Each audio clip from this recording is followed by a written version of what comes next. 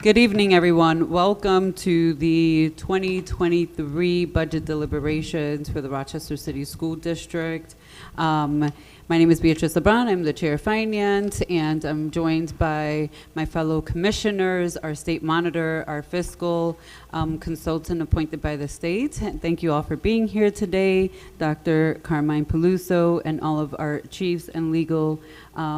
And so just to go over what to expect tonight, we typically do what's called a round robin style. Tonight we'll be focusing on the budget, and particularly in the administration section of the budget book. So if you open the budget book, it's a few tabs in, and we'll be round robbing. I'll call each commissioner. They have an opportunity to ask their question. We also have a parent rep, that Deveth Garcia, who we're currently waiting. Oh, she just joined us. Bienvenidas. Who will also have an opportunity to ask questions. And what I'll do is I'll call each commissioner and our parent rep, and you'll have an opportunity to ask one question at a time, and we'll round robin from one question to give the administration time to answer. Anything that cannot be answered tonight, which hopefully not too many questions, will go in the board budget log for the budget deliberations, and that is made public on our website as well. So the community have an opportunity to look at the questions that commissioners have asked and the response from the administration. In addition to that, the next budget deliberation will focus on school profiles, and that will be happening next week. So I just want to put that out there for folks who may be wondering why we're not talking about schools tonight, because we'll be talking about that at the second budget deliberation. And that looks at what's all funded in a school, what positions are there, and what the makeup of the school will look like in the 23-24 budget year, 24-25. I think I'm in the wrong budget year. Sorry about that.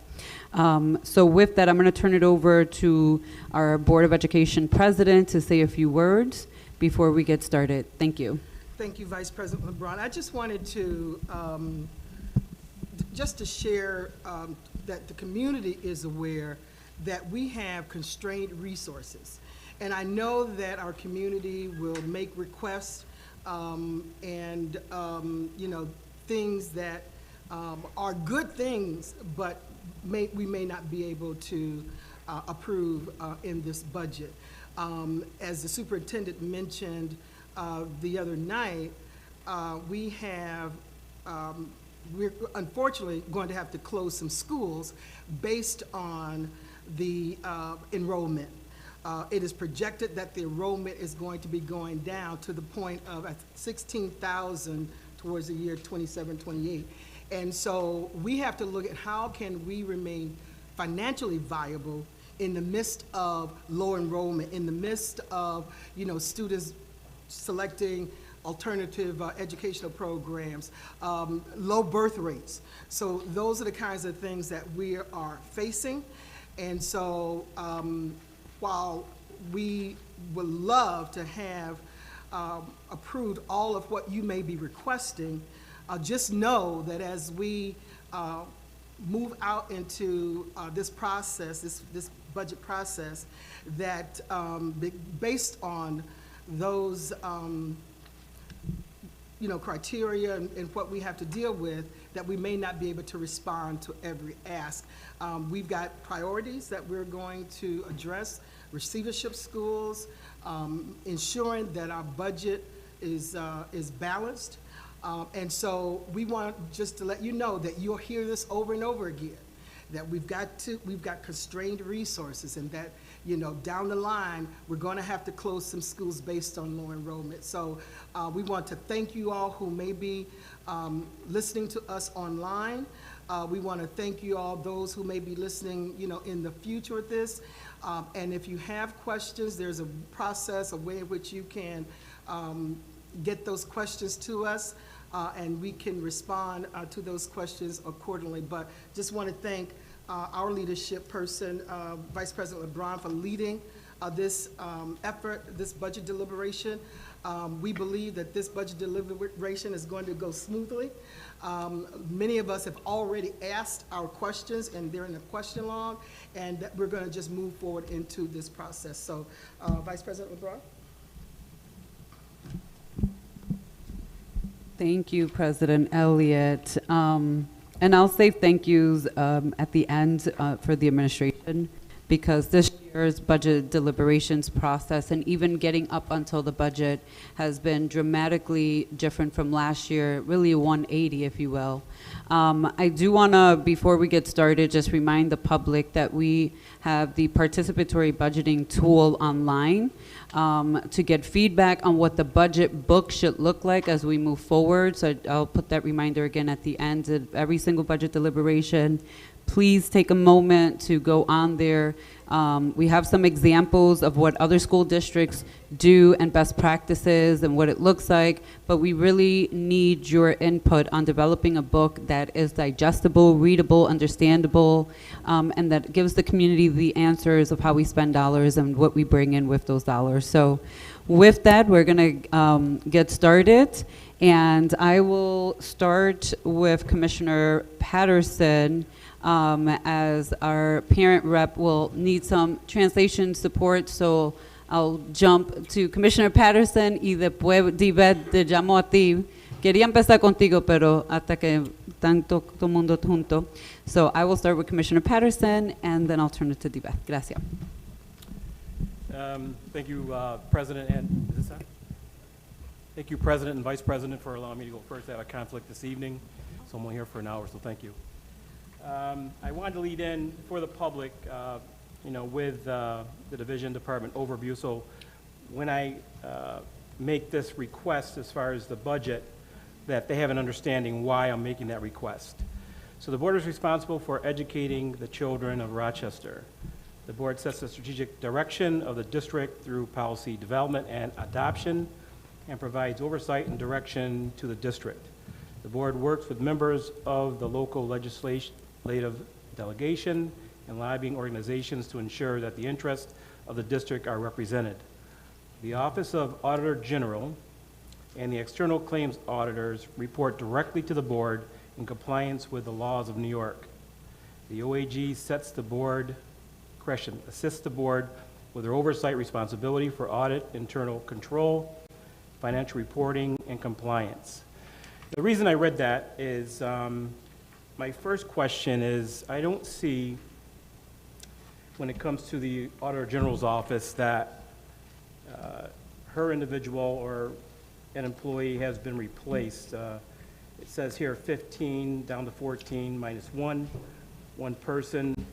I think that it's very important, being the chairman of the audit committee, that she be at full staff.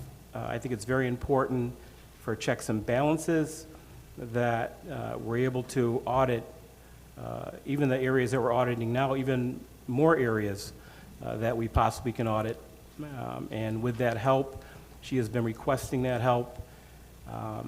She is short, and I would hope that we can add that back, to the budget.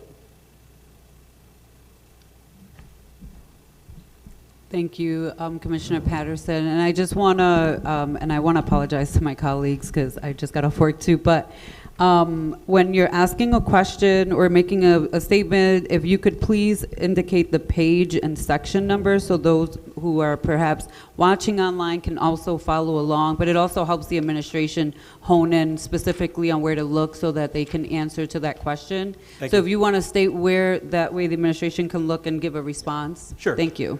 So specifically on page 117, the positions by department, it talks about the Board of Education.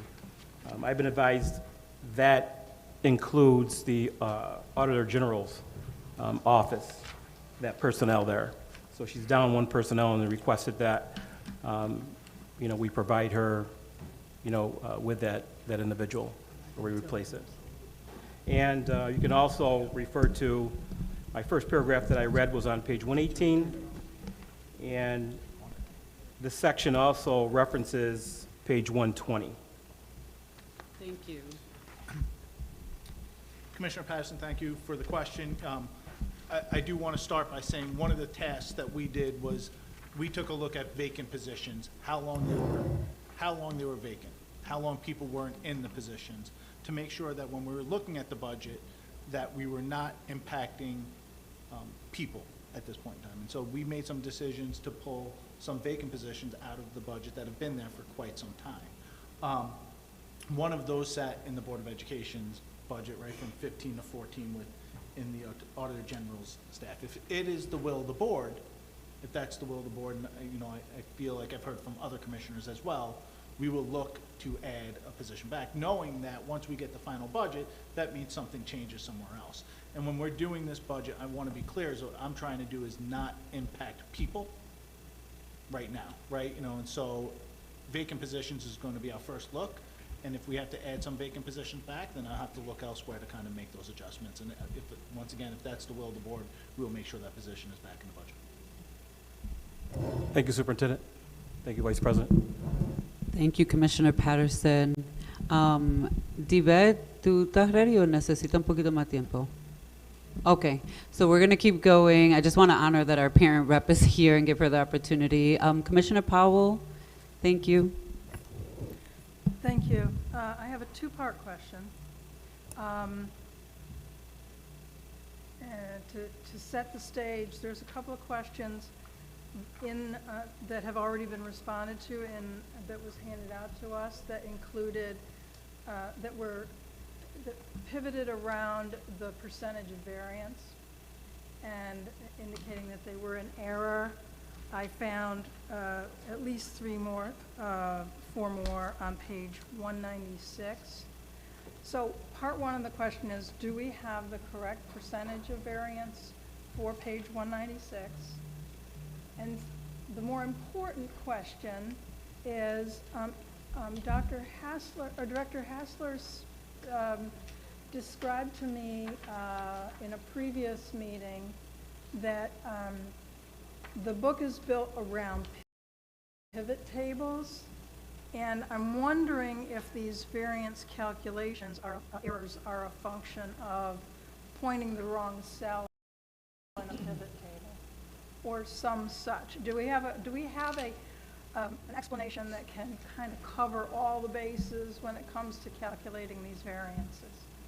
Yes, well, it's obviously pointing at the wrong cell when it comes to a calculation of the percentages on the right side of any column in any of this book. It's a percentage that we have to add on, and we have to kind of merge it with a pivot table, because a pivot table won't do the percentages for us. So we have pivot tables won't let you do a calculation in it? Well, not easily, no. Okay. We pull from the data for the two columns for each year from our system. So then for that page you're referring to, the 22, 23 column, the 23, 24 column, we're going to pull that information from our financial system. And so that when we do a pivot table, we know we're working with the same information for every pivot table throughout the entire book. And then we have to add on formulas to calculate the percentages and the dollar variances. So we kind of have to merge ours with the pivot tables. Mm-hmm. Would you happen to have those numbers, the correct numbers in front of you, that I could just write into my book? You're referring to debt service and district-wide?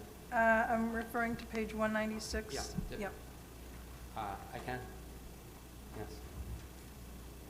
Because, and the reason I'm interested in this page is that the debt service appears to have dropped considerably from last year to this year.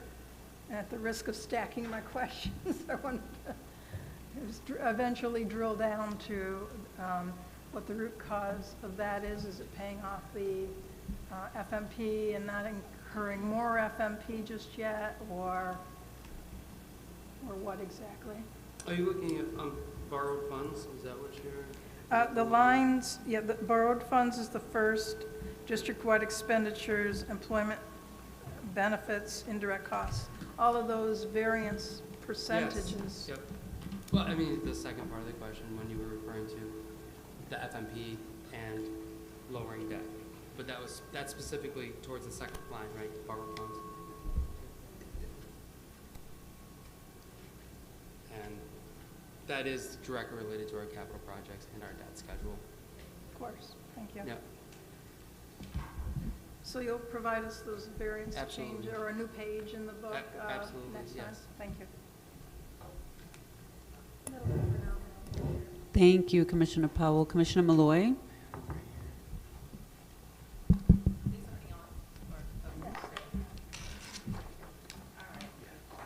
I'll start with just one question on page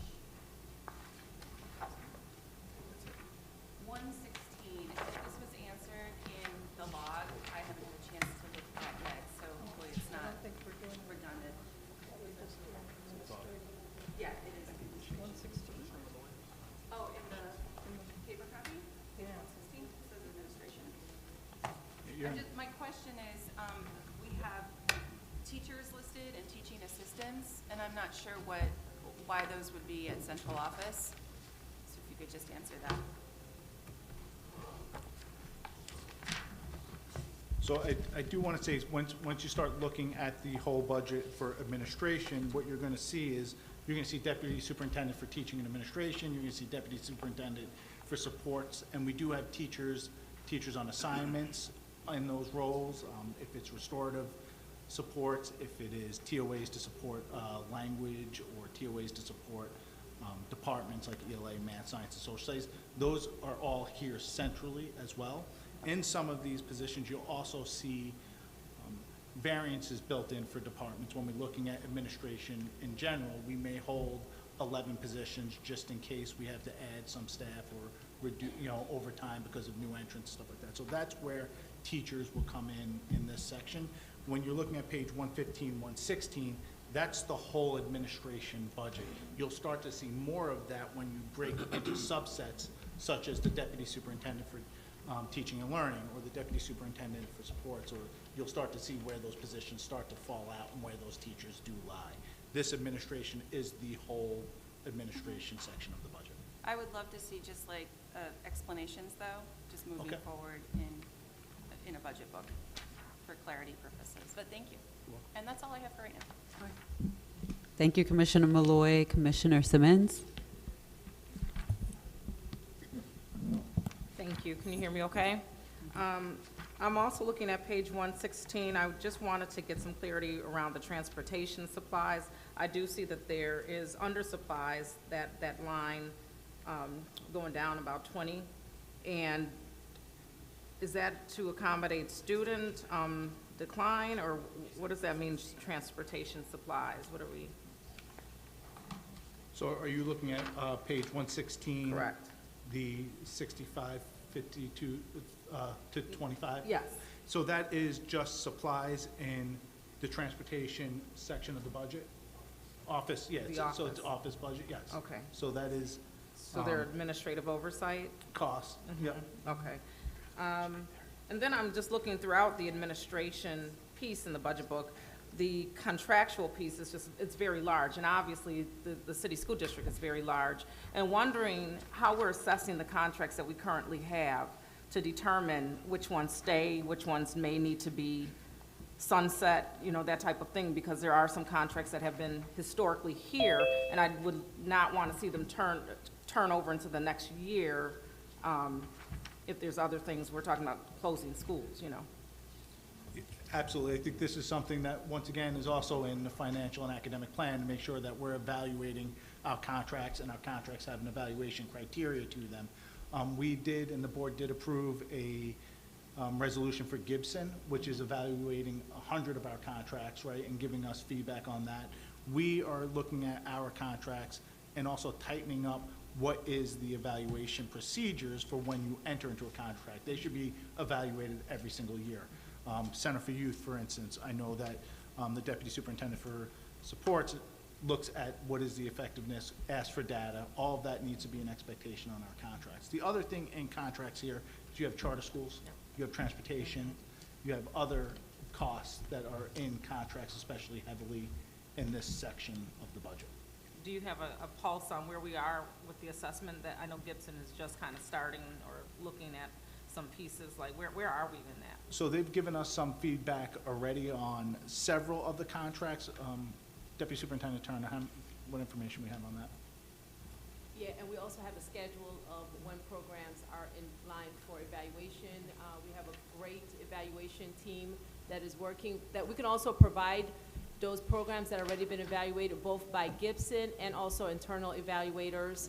And we are looking for those that are providing great outcomes, of course, to continue working with those as our budget allows us, and those places where we're not seeing outcomes, working to no longer provide those services to our students. So we can certainly send a list of the schedule and also what has been evaluated both internally and by Gibson via email. Okay, thank you. Thank you, Commissioner Simmons. I'm going to turn it over to Commissioner Adams. So I'm looking at page 119, the Board of Education. And I see expenditures for equipment has gone up. And I'm just trying to get a grip on why that increase is there. Are we not getting, I don't know, maybe I'm just trying to find out why are we going up, increasing the expenditures? Is it because of price? Yeah, I'm going to have Rahima to respond to that. Good evening, everyone. Yes, in the board budget, we did make small adjustments in anticipation of inflation and things of that nature. So for items such as like our printing and courier services and things of that nature, so there's just slight increases placed in, and so that's why you're seeing that $500.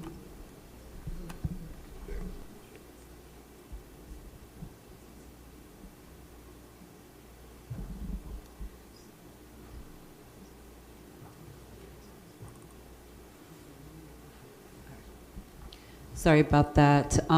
Diva, ¿tú estás ready ahora? ¿Para preguntar? Okay. I'm actually going to turn it over to our parent rep, Diva Garcia. But before you do, I just want to acknowledge that Dr. Nelms was on Zoom and has a personal emergency, so he has to step out. He wasn't going to be presenting tonight, but I do want to acknowledge that he was here for a little while, and I failed to mention that at the beginning of the meeting. So, Diva, tu turno. Thank you. Good evening. How will the district prioritize high levels of leadership within the bilingual and world language departments?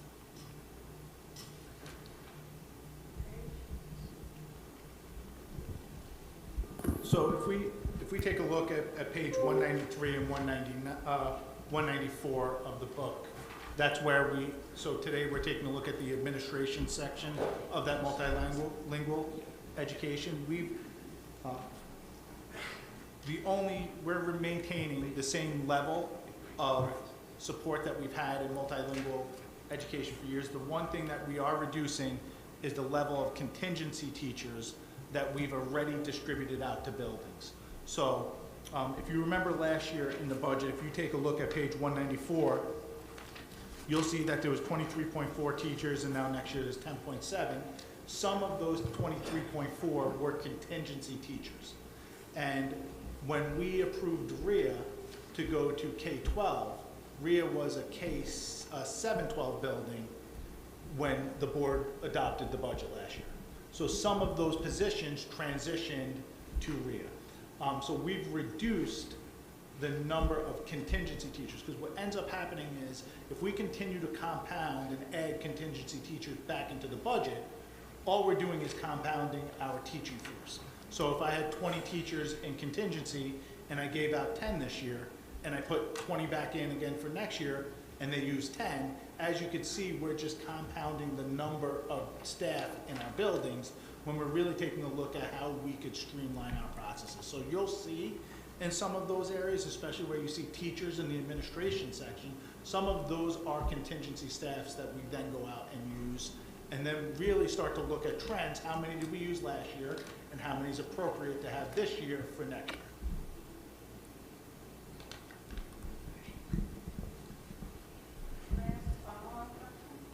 Sure. Yes, Commissioner Powell. So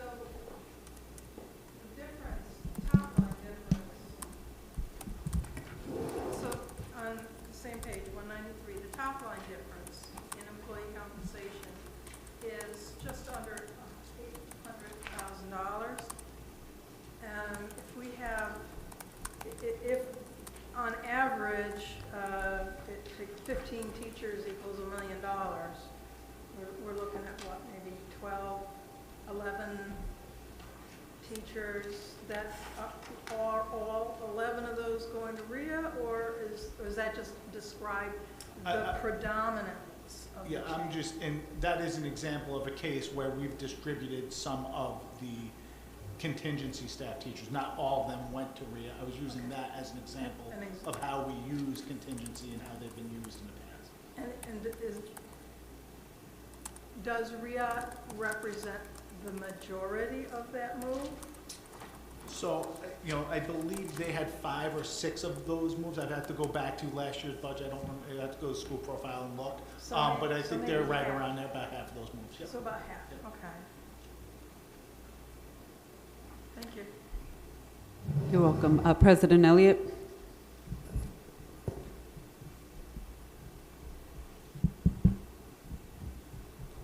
Thank you, Vice President. Just one question, just an overall question that I know that unions and community would like to have a response to. And this is in reference to, there was some concern about their additional positions being included in administration. And, that's always a criticism. And so I asked Dr. Caruso, how would you respond?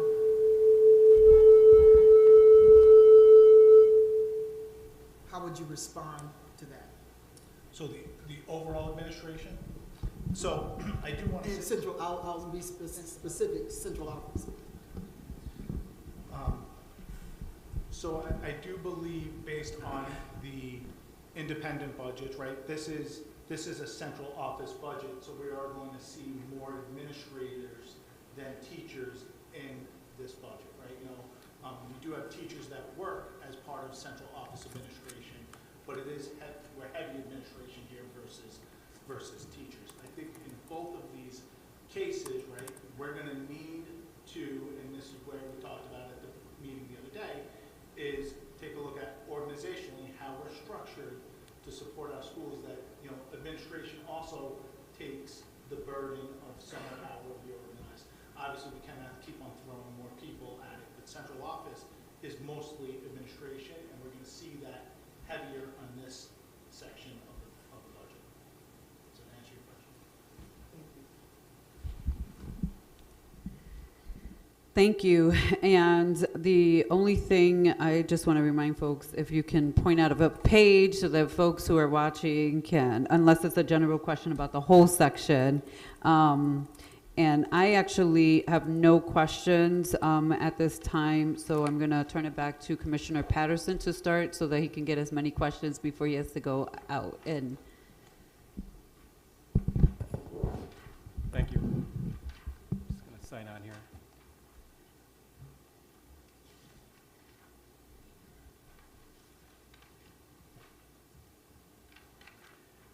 Okay, this is going to be referencing pages 167 and 168.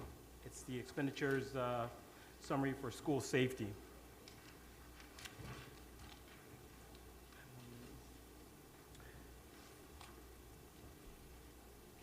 So again, I'm going to talk about the decrease. The superintendent and I have already spoken. He explained some things to me, and I'm sure he's going to be explaining to you our conversation.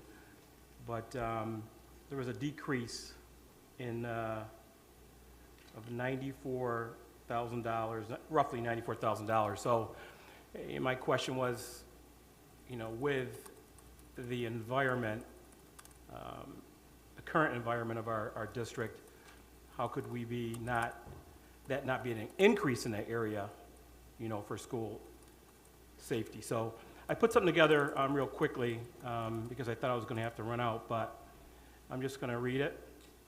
A lot of these are suggestions, but again, I'm not seeing anything here what I thought I'd see in this section. So given the current climate of violence being committed in and around our school buildings, I'm puzzled why I don't see any increase in budget spending on school safety. I'm afraid that we won't be able to achieve our entire objective, that is to keep our children, teachers, SSOs, administrators, additional staff, and employees safe, and make all our school buildings safe and classrooms conducive to learning. So allow me to ask this administration, how does the budget address the current crisis and or improve the efficiency and effectiveness of school safety? And you could hold that question there. So I just made a few suggestions, again, having 27 years in law enforcement, being a New York State certified teacher, instructor for SUNY Brockport for security guards. I just had, again, more so my career in law enforcement, 12 of which is an investigator. I made a few suggestions to the administration. For one, use federal funds to make our schools safer and invest in resources to protect school in our community. That would be the ARP and CERSA funds. I know the ARP funds, I think, if I'm correct, we have those for another year, September of 2024. And invest in our infrastructure and emerging security technology. Invest in additional intelligence. Digital sketch and blueprints immediately. They go to RPD and their patrol units, so if we have an issue, if they have access to that information, it'll instantaneously go directly to their patrol vehicles while they're en route. Better contracts to train. We can spend money on better contracts to train and empower our SSOs.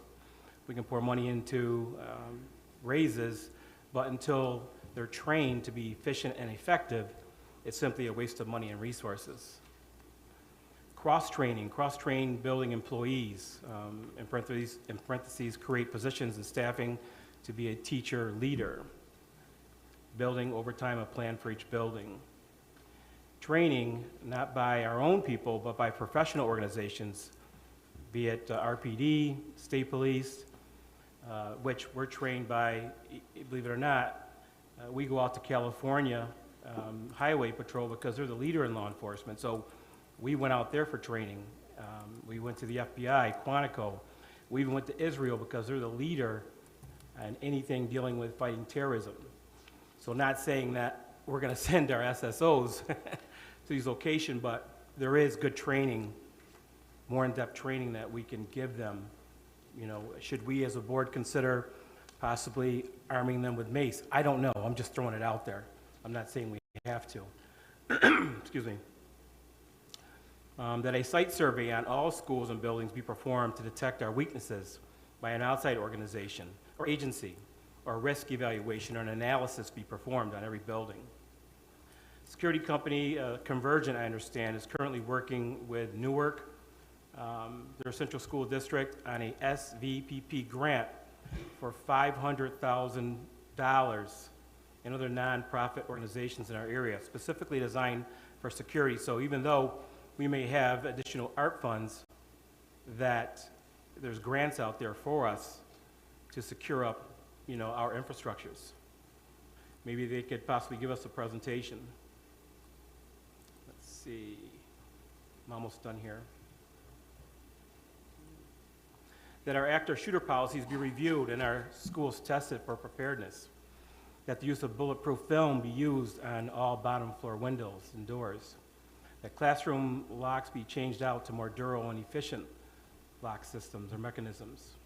Every door, which I know we're working on, so I want to give the superintendent kudos here, working on door alarms with activation cameras, and Mike, Schmidt, you know, working to make sure that our doors are secure so kids, if they do open a door for another student, that the camera immediately goes off and takes a photo of that, and an alarm goes off. Commissioner Patterson, we need to focus right on the budget. So, I mean, those things are good things, but this is the budget hearing, and we could talk about those things at another time, but specific questions for the budget. All right. Well, what the question is, and I can stop if you want, but, you know, I had a few more things here, but that's okay. Yeah. But what I was trying to indicate is that I would hope these things would be in the budget somewhere, not everything. I'm just giving you an overall, picture of things we should be doing. Okay. Yeah. So you want me to stop there? Yeah. Okay, thank you. You want to speak? Oh, go ahead. I do want, some of those things are happening, and if you look in the ARP spending, and when we get to the ARP spending of the budget, you'll see some of those things in there, as well as door locks, some of the other safety and security things that we're doing. We are going for the school violence grant. We're putting in the paperwork. I know Deputy Superintendent Turner and her team are getting that grant ready to go. So we are getting and engaging in that process. So those things are happening. Safety and security is obviously, of our kids, the utmost importance, right? And we're living in times that have been very different than we've ever experienced.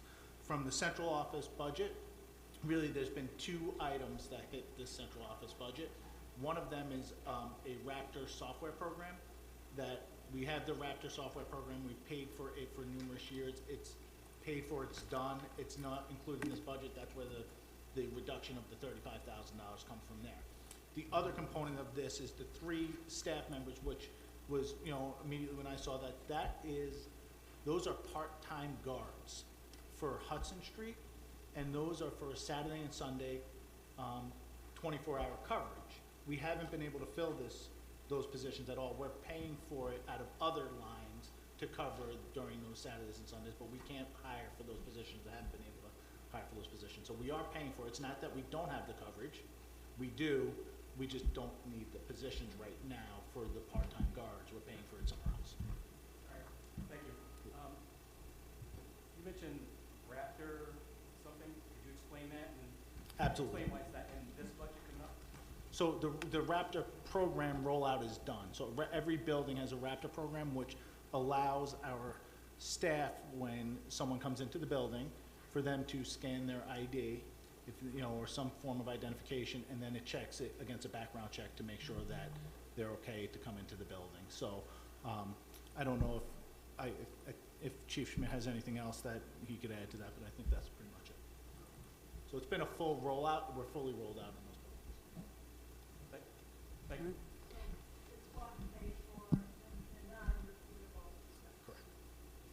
Thank you. I just want to piggyback back to President Elliott's reminder that we just focus on the sections. And again, we do have people that are watching that also typically will download the budget book that's on the website to try to follow along. But we also have staff that pull up the sections so that when we're talking, people who are watching live can also see what we see. And that's why it's important to stick to a page and a question related to the topic at hand. However, I just want to acknowledge that in the third budget deliberation, some of the comments you made tonight, I think, are going to be more applicable because they cover some of those sections discussed. So I just want to put that out there in case you want to bring it back up in deliberation 3. Thank you. Yes, thank you, Patterson. Commissioner Powell?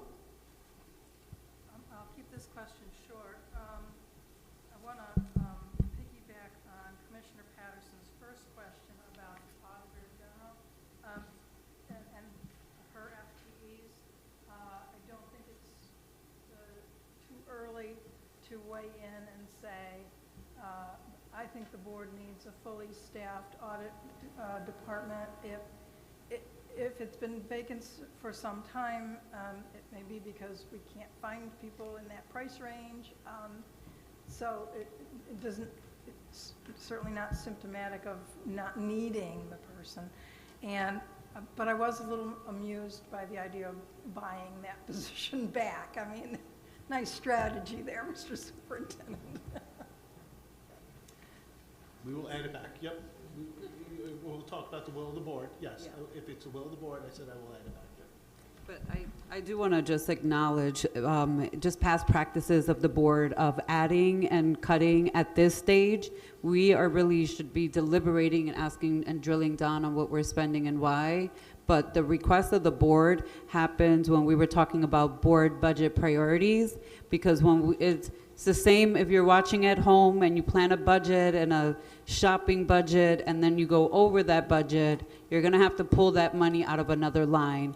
And I know that we have ARP dollars, but I cannot stress enough that this year I have almost zero concerns about our budget, but all of my concern lies in next year's budget.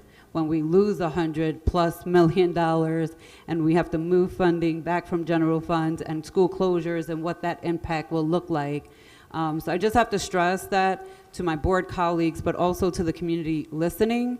And so breaking some of the historical practices of this board, and I'm not saying these members here, I'm just saying in the past, even for decades, of getting to deliberations and saying we want to add a position back. And I would support that if we add that position, that we recognize that that money has to come from general funds somewhere else because it's a long-term expenditure, and that it will potentially impact someone who is physically live already here.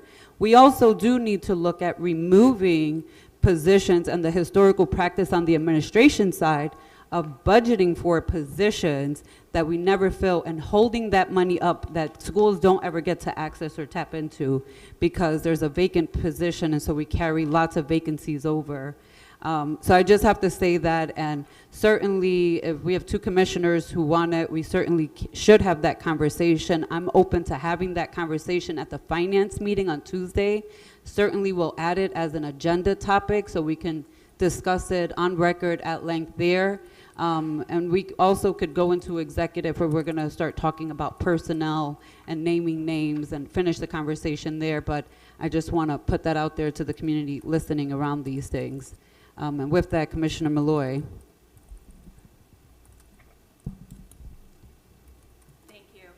I just wanted to uplift a lot of what Commissioner Patterson was saying regarding security. I had a very similar question, the first question that he asked, and so thank you for responding to that. But obviously, during this time, we want to make sure that we're adequately making sure our schools are safe for both our students and staff. But with that being said, I think part of having secure schools and security in general is making sure that we are increasing our investment in the social emotional learning components within all of our schools. And I'm making kind of a comparison here between two different pages in the budget book. I want to know if equity is truly a focus for our district, because it says it's a major goal. But when I compare these two pages, and I hate to make this comparison, I don't want to, put people on the spot or schools on the spot. But when I look on page 127 at the East EPO administrator costs, and it says that although there's a minus 23% for this year, we're still going to be spending about $2.5 million for administration in a school with 1,000 students. And then when I compare that to page 142, when we're talking about some of the social emotional learning projected expenditures, I see that an investment of a little over $5 million. That's on page 142. And I guess my question is that equitable when social emotional learning should be such a priority? Are we prioritizing that, or are we prioritizing the management of a school building? And again, we can break down the costs. It just seems inequitable to me, and I would love to see more investment in our social emotional learning programs. So it's more a comment than anything else, but it's a comparison that I just can't help but not make, or make. Thank you. That's everything. Thank you, Commissioner Malloy. Commissioner Simmons? Thank you. I do want to also echo the sentiments expressed around school safety. I'm looking forward to that continued conversation. I do want to draw your attention to page 178 in the budget book, and this is regarding specialized services. And I'd like to know, or just kind of get some thought around the extended school year, it looks like, in external special education services, where we see reductions. Again, I know that there's dollars that are ciphering out, and we are preparing for that. And then I also see that other dollars were maybe reallocated, like there's audio services that were, based on student need, we increased that apparently. But when I consider regression, summer learning, and things like that, I want to know how that's going to impact the students and the thought process around that reduction, or if I'm looking at that properly. So I do want to start, and if we could Chief Richmond could come up, but I do believe there's some funding changes in terms of how they're allocated. So if you look at summer program 12 months, that went to $1.164 million, and then, of a dollar variance, sorry. And then extended school year had a 1.18 reduction. So it looks like there's been a shifting in terms of how it's budgeted for, the same amounts there, but I'll have Chief Richmond expand if I missed anything. That's exact.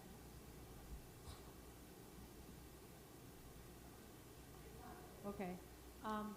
Yes, so that's exactly what happened. We shifted some of the funding. The other thing to realize is that extended school year is for students that qualify. So they have to show regression over the periods of time when school is not in session. So our staff collects that information, and then they make a determination of regression statements. And so not the same number always qualify each year, so the staffing may change as well, what we need. So quite honestly, I think that's what Superintendent Peluso provided is accurate. Thank you. We just shifted into different ways that we're funding it. So just to just repeat, to make sure that I did understand you properly, when you're checking for regression, you're talking about the students who over the summer months they demonstrate that they've lost some learning when they return to school, and then you The loss slate of them for learning is documented during the school year. Mm-hmm. And then we monitor their goals over the summer Okay. to see if we maintain the growth that they made during the school year. Gotcha. Okay. Thank you. Thank you, Commissioner Simmons. Dive Buipati, our parent rep. Good evening again. Page 193. We know that the executive director is grant funded until the next year. How will we address sustainability? So absolutely, I believe when the executive director was reinstated a couple of years ago, it was put into ARP for the remainder. We're obviously committed to bringing back funds into our A funds. Obviously, world language, special education, bilingual education, world language, special educations are priorities for our district, right? And those will be reflected in what we make in terms of decisions of what doesn't go, what comes out of the budget for the 24-25 budget. Sorry, just getting my years right. For the 24-25 budget. There are additional positions. We've added a director of E&L, we've added a director of bilingual, and then we also have the executive director. So we have added administrative parts that are in the actual general fund. The executive director just seems to lie in ARP and has lied in ARP, and that will come to general fund next year. Thank you. Commissioner Adams? I submitted some questions in the question log. I don't see him here, but I'm sure the public will probably be able to see him at some point if they're not here. Yeah, so I just want to, for those listening tonight, again, we do have a board question log where board commissioners could start submitting questions based on the same sections, and then have this public Q&A. The board question log questions were made public a few years back, so I just want to put that out there. So if you go to www.rcsdk12.org, k12.org, and then /budget, you'll be able to look at this year's question logs as well as previous years as well to see what commissioners have asked around the budget and for this year and previous years. And I do think it's important because not every question can be asked through this process, but sometimes hundreds of questions have come through the board question log, and folks may find some answers there as well. President Elliott. Oh, I'm sorry, President Elliott. Commissioner Adams does want to state his question on record. So for, just for the public's sake, my questions that I submitted were highly focused on SSOs, bus drivers. So I just needed you to know that's definitely a priority for me, and even though I didn't say anything here, my questions are logged in. That's all I got. Thank you. President Elliott. Thank you, Vice President. So, similar to Commissioner Adams, I asked my questions in advance, but I would also like to just continue to put on the record that we need to have narratives so that the public is able to go through our budget and be able to have it to be explanatory for our community. So other than that, my questions were responded to. There's one question that was not really responded to. So I'm asking our board clerk to follow back up with you with regard to outcomes for diversity, equity, and inclusion. So they just gave me a description of what the program is, not the outcomes. So whoever's responsible for that, give me outcomes, not a description of the department. Thank you. Thank you. And then for myself, I just want to point out, we're going to go all the way back to the beginning to page 116, and just point everyone's eyes to utilities. And you'll notice that that number has significantly gone up by the millions. And that is in two-part way, inflation, and also locally, many community members have experienced the same price gouging is what I'm calling it, from Rochester Gas and Electric Company. And we as a public education system with many buildings and schools are not exempt from what's happening there, not only with, again, inflation across the country, but the way that RG&E has done billing. And so I think this is a conservative guesstimation of where we may end up. But I do want to point out that this is just our best guess based on where we see the pricing increases over this year, but that there's really no way to predict until the state comes in and does some interventions with RG&E and helps them fix their billing for the sake of this entire community. So I just want to point that out, because we're going from 8 million, a little over 8 million for our utilities to over 14 million, almost 15 million.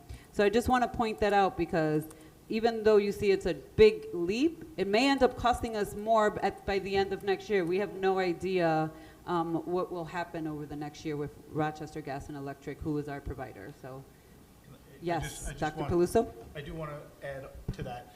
We have pushed the increase to utilities in ARP over the last couple of years. So we've flatlined utilities and we've put our increases into ARP. So if it was 8 million and then it went to 10 million and now it goes to 12 million, right? That those two cycles of increases have the 2 million and 2 million have been paid in the ARP. We need to start bringing that back to our general fund. And so now we have those 2 years of increases plus what we're estimating for next year's increase all built into that, right? So you have 3 years of increases in this year's budget because the first 2 were carried through a federal stimulus fund. Thank you for that clarification. Commissioner Patterson? Okay. And if this has already been answered, let me know. It's page 143, expenditure summary, Deputy Superintendent, Department of Administration and Support. Now, there's 2 areas in the contractual section, about halfway down the page. Contractual general, there's a $1,523 and change increase. And again, utilities, and it could be, again, gas and electric, I don't know, but you see a $6,761,000 and change increase. Could you just explain those for me, please? Yep, I'll give it, so what we see here on the first page that Vice President LeBron just brought our attention to, that's the overall budget, right? Then we subset this budget out. So utilities has multiple places where it may be seen. Now we're looking in the Deputy Superintendent section of it where you'll see utilities. And then when you get to the Chief of Operations section, you'll see it broken out again for what the Chief of Operations offers in utilities. So it's kind of just subsets as you go down. The contractual, general contractual, are chargebacks to our budget, right? So I'm gonna do this as best as layman's accounting that I can do, and then I'll probably turn it over to Sean, our CFO, to kind of get this through. But we have chargebacks to our budget. So in past accounting, what we've done is we've included those chargebacks and reduced the net and just shown the net here of the overall cost. What we're trying to do is get an actual reflection of costs. So we've now made sure that any chargeback comes back and shows as revenue and not in this section of the budget. That's my layman's terms, but I'm sure the CFO has some a little bit more detailed information. Yeah, and just explain for me so I know in layman's terms. Yeah. When you say the utilities are broken down by each deputy superintendent, do they have schools assigned to each one where it's broken down, or? So just the way we roll up our budget. So Deputy Superintendent Turner oversees the Chief of Operations, right, oversees different components of the district. So those roll up to her. So in her budget, it may look like more than what it looks like in someone else, because there's multiple things rolling to her, right? And then in the central administration budget would be where they all roll up to. So Okay. we break this budget down in so many subsets. We're chopping it up. Yeah, I Here's the understand that. administration, so that's where it comes in and looks different on different sections of it. Yeah, I think the way it's laid out is confusing because the reader doesn't know Right. what's rolling up, Yeah. right? Like you look and it's like this section and you don't know that it rolls up to this and rolls up. So in this case, yeah, we have the overall budget, then we have a deputy superintendent, we have a chief of operations, and then we have facilities. So what you'll see that utility spike. For each one of them? Yeah, $7 million in each of them, yeah. But it's the same $7 million, it's just being, deconstructed differently. But to your point about the chargebacks, I'd refer you to page 151, because this will give you the better example of it. And I did name the page number, didn't I? Okay, Well, thank you. yeah, it was a different page, so I think. Okay, I'm sorry. Yeah, but so page 151, because what's happening here is the print shop. So what we've done operationally here is the print shop does jobs, and then they charge it back. Let's say you do a print job for a school, and then we charge it back to the school, which is fine. But what we do with that chargeback historically is we've applied it to the expense. Okay, so so now what we've done is we've lost track of what our actual expense in the print shop is. It's actually revenue, right? Like think of a business, like if you go to a copy place, you pay some money, they record it as revenue, they have their expenses. So we're trying to, in this year, we're trying to get to correct accounting. And so the print shop is still printing, nothing changes. The schools are still getting everybody's still getting everything, except that instead of applying it as a negative expense, and then we lose what it's really costing us, we're now actually going to put it into revenue, okay? So what you'll see on this page 151, on a print shop, and you'll see a budget for $1,340,000. That's actually, that now for the first time gives you an idea of what our print shop is actually costing us, right? So the budget of $683 there's about $650,000, so a lot of activity in the print shop, because everything they do is a job for somebody, right? So what we're seeing is you haven't really seen the true cost of what the print shop costs us. Now when we say this is the real cost of it, and the jobs they charge out becomes revenue, general revenue on the revenue side of the school district. So this is a significant change, and it sticks out. And again, this rolls up because this is under the Deputy Superintendent for Administration as well. So you'll see it in her budget, and then you'll see it down into IM&T, the technology budget. So that's a change in accounting practice, but it doesn't change anything operationally. But it does change in the year that we make the change, the numbers, right? And that's why you're seeing this large variance. Okay. That response is way above my pay grade, and I'll have to count on one of my colleagues. Commissioner Powell, it's your turn Yeah. anyway, so if you want to make your Can- comment and then ask your question. Can we make this a follow-on so I don't lose my question? Yes, it's a follow-on. Yes, That's what I'm yes. saying. Make your comment and then ask Yes. your question. Thank So, you. being a CPA accounting trained individual, I totally get what you said. It's a practice that's usually used when you have cost centers versus revenue centers. And your example was terrific in terms of the print shop. Charging back gives you the ability to track who's using the print shop, who's abusing the print shop, using the print shop instead of using the textbooks they've already been offered, and so on. So my only question directly to Commissioner Patterson's question is, why would we do that for utilities?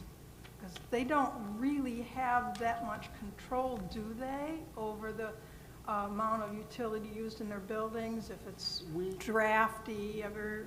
Yeah, no, we're making changes in a lot of areas. Specifically, there is one area of utilities that we will charge back for, and that is the OASIS program in the Hart Street building. So they occupy a fair amount of space in that building, and we charge back to them for percentage of the lease cost, right? And we also pay for a portion of utilities as well. But the rest of the district, there's things that we're pulling back and centralizing. There's actually things we're decentralizing as well, things that we've held centrally that we're pushing out to schools. But I'm trying to get away from things that we account for that are really kind of immaterial. Our utility costs are our utility costs, right? And then we control that through various mechanisms of usage, right? So we can monitor usage in buildings, and the cost is, whatever the per unit cost is. So I'm trying to get away from kind of nickeling and diming, programs out there, and just centrally say, this is our central utility cost. And then we can focus in on that.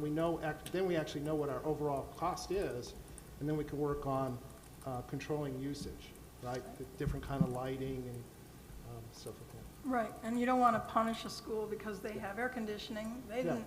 No.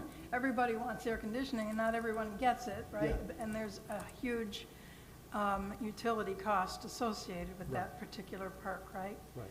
So I guess that feeds into, I had like 3 questions, so I'm going to use this opportunity to make this observation.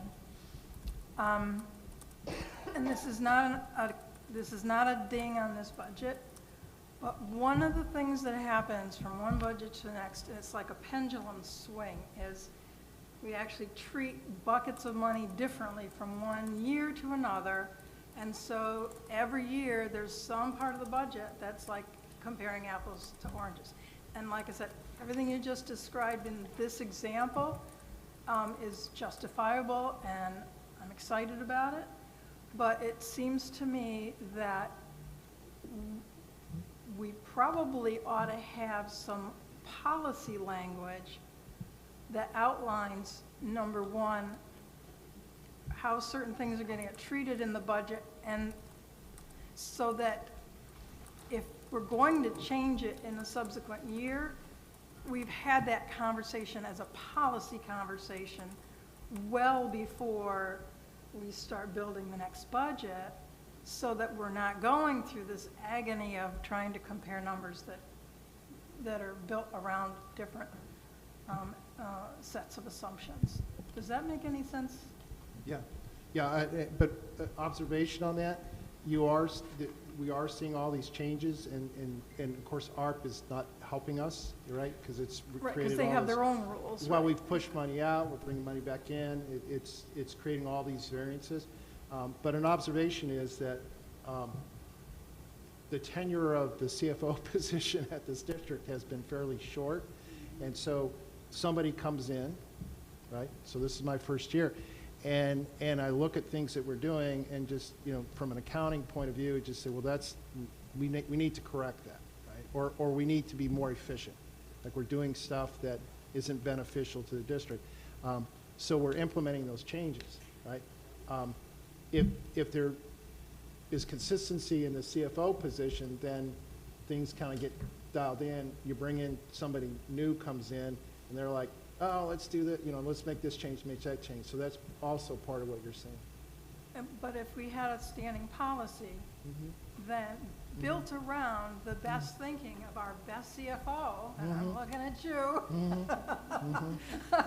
then we can avoid the use in future years of for sure. kind of accounting sleight of hand Yeah. to hide the fact that maybe someone's trying to pad the budget here or cut something somewhere else that if the board could see it more clearly would not have approved of. Yeah. So that's why I'm Yeah. suggesting maybe now's the right time. Yeah. And that way, when there is a turnover, the next CFO isn't inventing a wheel. He's relying on past practice, and if he doesn't like past practice, he's got to think far enough ahead or put off a change to a subsequent year Right. after the policy's been updated, right? Oh, let me just, it's kind of an addendum to this same line of thinking. What brought it up was the discussion earlier about the FTEs and RIA.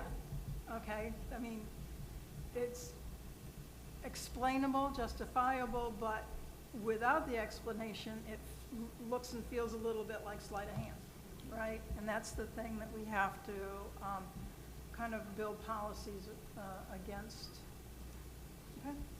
I also, just to piggyback off what Commissioner Powell's saying, I also think it's just a bad budget book, and rather than us trying to invent another temporary one without real authentic community feedback, we would be changing the book again. And so the decision was we'll just stick with this bad budget book because I do not think this is very transparent. I do think it's hard to understand how processes and money's being moved around. So I just want to uplift that because we hated this book last year, the majority of us, we still hate it.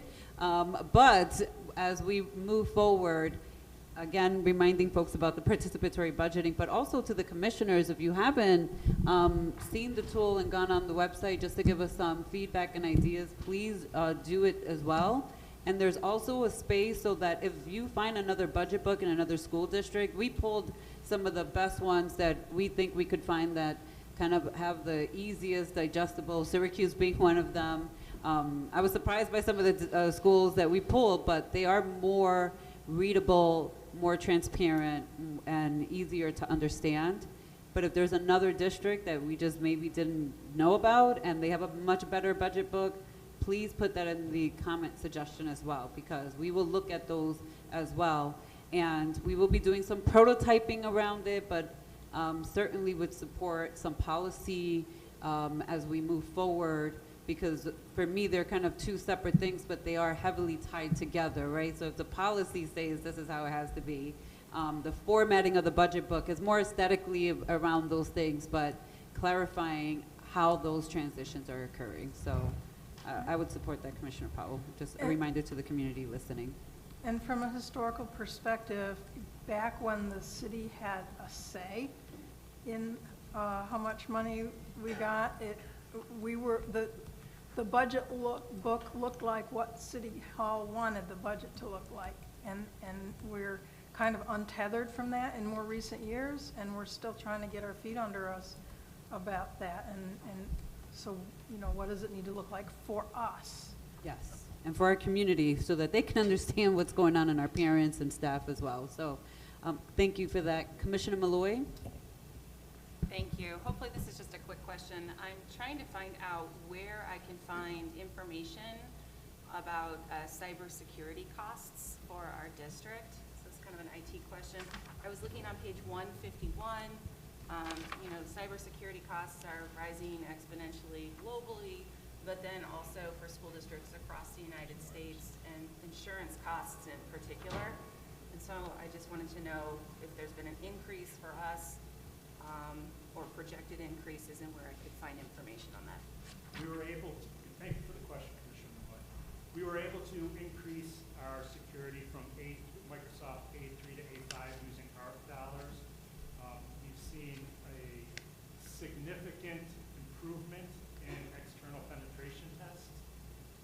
far as a dollar value, ongoing dollar value, that is something that I can provide. I just don't have it off the top of my head right now. Thank you. Thank you, Commissioner Malloy. Commissioner Simmons? No questions at this time. Thank you. Commissioner Adams is all set. President Elliott? No questions. Dive, voy en de ti y si tiene más que una, la puede preguntar. So Dive, our parent rep, I just told her if she has more than one question at this time, I know she had one or two left. If she wants to just ask them back to back, she could start us and then end us. Thank you. Thank you. It's just a general question. Is administration confident this budget is accurate? Yes, we are confident that this is accurate. Yes, absolutely. You're welcome. Thank you. And if there are no other questions, unless Commissioner Powell, yes, Commissioner Powell, I will give it to you. Good, thank you for the last shot at it, I guess. I note that there's a question already been asked and answered about My Brother's Keeper. And so this is kind of a follow-up to that question and answer. Has the My Brother's Keeper program been evaluated? Is there evidence that there's any part of this that has saved lives academically or actually?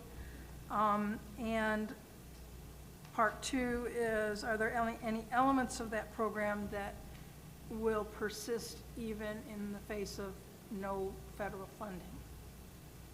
So I'm going to turn this over to Deputy Turner. Yeah, we do My Brother's Keeper right here. We're very proud of the work we've done. We've lost the grant, but I'll tell the Deputy Turner to answer that. Yeah, so in terms of the grant, there are two grants that we've historically have received and written for. One of them is the My Brother's Keeper Challenge Grant, which the RFP just opened up right now, so we're in the process of responding to that proposal request. And then there's the My Brother's Keepers Fellows, which 4 students are selected, rising seniors, each year to represent the district in that cohort of fellows, and they engage in leadership development, book studies. They also travel to Albany twice a year, one of them to be inducted, which is going to happen in a couple of weeks in May, and the other one for them to get together and they do some stand and deliver talks and learning. So that's how that grant is spent. The challenge grant initially was what kicked off our restorative practices. So the first challenge grant in which I responded to when I was here was to help us build the infrastructure for our restorative work, which it did for 3 years. It gave us a really great foundation in training and research, implementing, and showed a drastic reduction in our suspension. In this iteration of it, we are focusing on reading by grade 3 and also financial literacy. So part of the requirement for recipients of the grant is to provide data to the state that shows that whatever intervention or whatever program we use with MBK dollars have shown some level of movement in whatever that grant was measuring for that period. And if we did not do that, we would not be invited or would most likely not get the following year grant. So that is how historically it's been done. So as we apply and get this grant, we'll also have to provide data as we select schools, depending how much money we get, to really increase that reading by 3rd grade and financial literacy opportunities for students. So if I could just do some feedback there. Because the board is committed to restorative practices, the answer to my question, are there any parts of this that will persist after the grant? The answer is yes, restorative practices will continue. We just have to find different dollars to pay for it. Mm-hmm. And secondly, you said that there are ongoing evaluations that will determine whether we'll be able whether we'll be successful at future challenge grants. Did I get that part right? So when we respond to our RFP, each one is different. Sometimes they have specific points that they say, this time we want you to focus, we want you to write focusing programs and intervention dealing with this. This one being reading by 3rd grade and financial literacy. So when we respond to that and put interventions to help us achieve those goals, at the end of the cycle of the grant, the state wants data in which evaluates whether we were successful at meeting those metrics with the grant funding. And those particular programs apply to My Brother's Keeper because they attempt to close the achievement gap? Or, I mean, the literacy part? Yes. Okay, Yep. okay, thank you. Thank you, Commissioner Powell. Commissioner Simmons has flagged as a follow-up Yeah, question. just a follow-up question. You mentioned the selection of schools would be part of that process as you going for the grant RFP. Do you have like a ballpark number of students you expect to be impacted by these efforts? In the grant the- that we're writing Yes. now?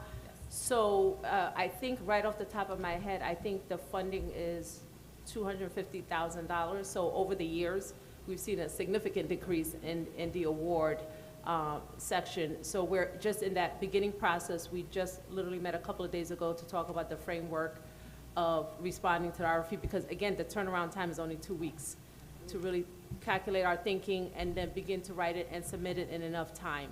So we have some ideas about schools that are ready and have the focus to be able to do the lift, and then we'll discuss amongst the grant team to talk with them and figure out a plan for the RFP.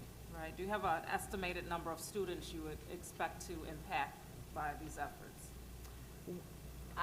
We will certainly determine that depending on what program. So for example, in the terms of financial literacy, some aspects of it, Advantage Federal Credit Union has worked with us, and so we want to focus on middle schoolers, right, to really begin that early foundation of literacy. So depending what their capacity is, biz kids, and it all depends financially how much money we have, the capacity of the partners that are working with us, the capacity of the school to implement those interventions. So you haven't But been we'll able have to the check numbers that. shortly. Okay, so no projection just yet, but then can you give me how many have been served previously then?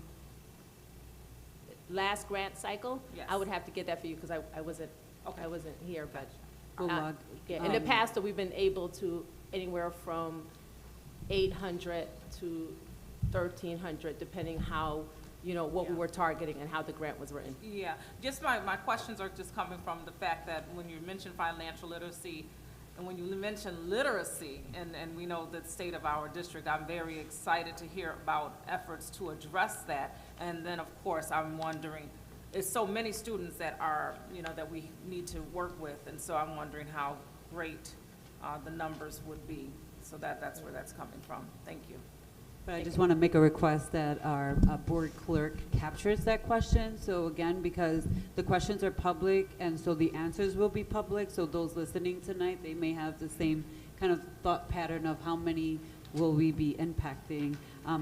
President Elliott has a question around this topic as well. Yeah, thank you. So I'm concerned about, did the grant end because it just ended, and is there any possibility that we will not be awarded the grant? And the reason I bring that up is because it just seems as if, I don't know how well we operationalized it before. And I'm looking at, we've got a great program over at School 9, right? I got you. A great program over there, and it did not receive any MBK dollars. And so I don't know, let me just back up. We've got to make sure that we are connecting the funding to these programs that are helping, our young males, our young black males. And I do know, and as well as you know, that this is a high priority for the chancellor. Okay. And so, we've got to make sure that we are also, supporting his work as well. As if he's ensuring that we've got this funding, then we've got to make sure that we are supporting him by doing, by allocating it correctly and putting it where, it can work. I mean, for what, I just don't understand why they didn't get MBK dollars over at School 9 for that program. So we've got to make it make sense, you know, so that's my concern. And I'm hoping you're understanding what I'm saying so that, you know, we can get this right, you know. When do we think that we'll get the grant? So it's due in about 2 weeks, and I'll have to look at that, but generally we should get an award notice probably 6 to 8 weeks. All right, I'm optimistic we'll get the grant. We have yet not to get it when we write it. So just to respond, because I think you bring a very good point, that I think there's been some sort of general, sometimes misunderstanding. So nobody really gets MBK dollars. The grant has to be written in a way to say, like say for example, the first couple of years we focused on reducing suspensions and student behavior because that was the focus of the grant. And that was district-wide. We trained students, we did that. And then right now is that focus on early literacy. So depending on the target population, that might exclude some schools from others, if that makes sense. So thinking about the work that's happening with the academy at school number 9, right now the focus fits that beautifully. Thank you. Thank you for that clarification. So I just want to thank everyone for coming tonight, joining and watching, and certainly I have to thank the administration. Like I mentioned in the beginning, this budget cycle really did a 180, and I want to thank Jaime and Dr. Jallo. I always struggle to say your last name, so de respeto, Dr. Jaime. And I want to thank our parent rep, who also has a family and comes here in person to be a part of these conversations. Again, tonight's focus was on the administration. Next week, though, will be on schools. And I do always believe that that is always where we do spend the most time having conversations about what changes look like. But again, I'm just going to put this on record again. My concern still stands with next year's transition of ARP leaving and us moving positions back into general funds. And I do believe that that's going to be a painful process for us. But in full transparency, you're going to hear me repeat this the entire year because I don't want anyone to say they just didn't know it was coming down the pipeline. It's coming, y'all, and we have no other opportunities. So with that, I'm concluding tonight's budget deliberations. Thank you all for watching, and we'll see you next week. Thank you. Have a good night.